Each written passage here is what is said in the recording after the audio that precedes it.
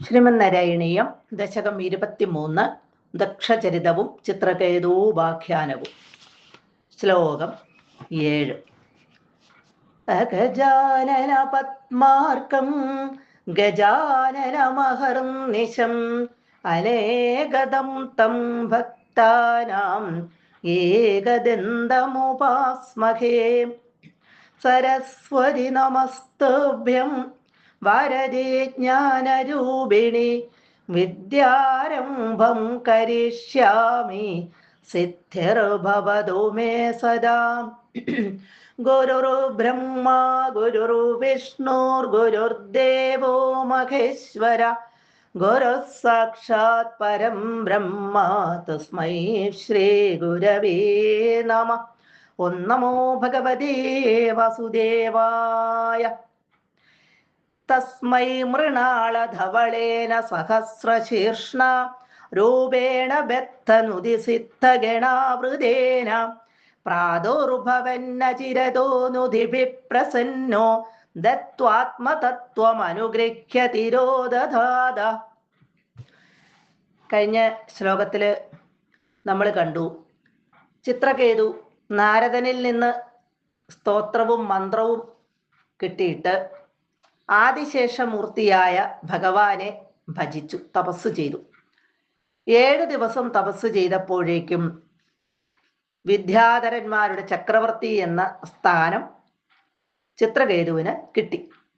എങ്കിലും വീണ്ടും തുടർന്നും ഭജിച്ചുകൊണ്ടേയിരുന്നു. ഇനി ഭഗവാൻ ആദിശേഷന്റെ രൂപത്തില് പ്രത്യക്ഷപ്പെട്ട് ചിത്രകേതുവിനെ അനുഗ്രഹിക്കുകയാണ്. മൃണാളധവളേന. മൃണാളം എന്ന് പറഞ്ഞാല് താമരവള്ളിയുടെ ഉള്ളിലുള്ള ആ നൂല്, അതാണ് മൃണാളം എന്ന് പറയുന്നത്. ധവളേന വെളുത്തും, താമരവള്ളിയുടെ ഉള്ളിൽ കൂടി പോകുന്ന ആ നൂല് പോലെ വെളുത്തും. സഹസ്രശീർഷ്ണ, സഹസ്രമായിരം. ശീർഷ്ണ ശിരസ്സുകളോടുകൂടിയും 1000 തലകളോടുകൂടിയും. ബദ്ധ നുതി സിദ്ധ ഗണ ആവൃതേന. ബദ്ധ ഇവിടെ ചുറ്റും നിന്ന്, നുതി സ്തുതിച്ചുകൊണ്ടിരിക്കുന്നതായ സിദ്ധഗണ സിദ്ധന്മാരുടെ കൂട്ടം. ആവൃതേന, ആവൃതേന എന്ന് പറഞ്ഞാൽ ചുറ്റപ്പെട്ട എന്നുള്ള അർത്ഥം. അപ്പൊ ഇവിടെ ധാരാളം സിദ്ധന്മാര് ഇവിടെ സ്തുതിച്ചുകൊണ്ട് നിൽക്കുകയാണ് ഈ ആദിശേഷന്റെ ചുറ്റും. അങ്ങനെ സ്തുതിച്ചുകൊണ്ടിരിക്കുന്നതായ രൂപത്തില് ചുറ്റും നിന്ന് സിദ്ധന്മാർ സ്തുതിച്ചുകൊണ്ടിരിക്കുന്നതുമായിട്ടുള്ള രൂപേണ, രൂപത്തില്, സ്വരൂപത്തില്.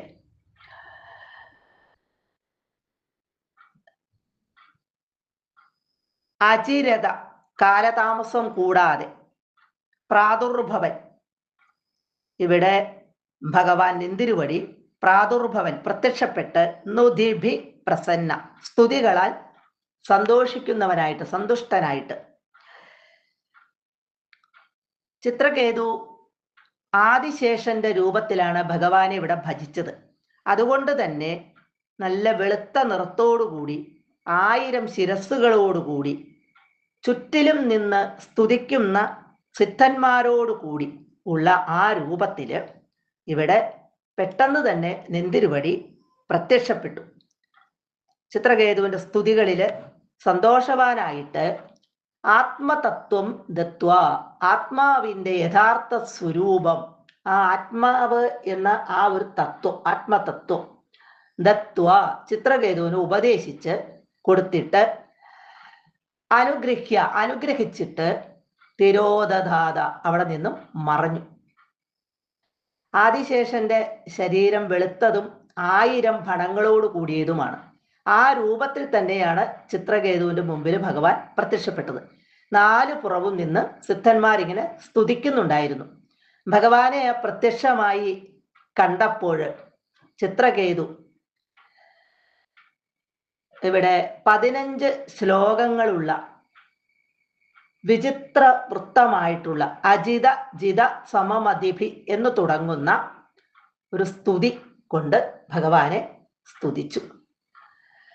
അത് കേട്ട് ഭഗവാൻ വളരെയധികം സന്തോഷവാനായി ആത്മതത്വോപദേശം ചെയ്ത് മറയുകയും ചെയ്തു. 6-ാം സ്കന്ധത്തിലെ 16-ാം അധ്യായത്തിന്റെ, ഭാഗവതത്തിലെ 6-ാം സ്കന്ധം 16-ാം അധ്യായത്തിന്റെ സംഗ്രഹമാണ് 6ഉം 7ഉം ശ്ലോകങ്ങൾ. നാരദന്റെ സ്തോത്രം, മന്ത്രം മുതലായവ ഉപദേശിച്ചു കൊടുക്കുന്നത്, ചിത്രകേതുവിന്റെ സ്തുതി, ഭഗവാന്റെ ആത്മതത്വോപദേശം, ഇതെല്ലാം ആ അധ്യായത്തില് ആണ്. സർവത്ര ഗോവിന്ദ നാമ സങ്കീർത്തനം, ഗോവിന്ദ ഗോവിന്ദ.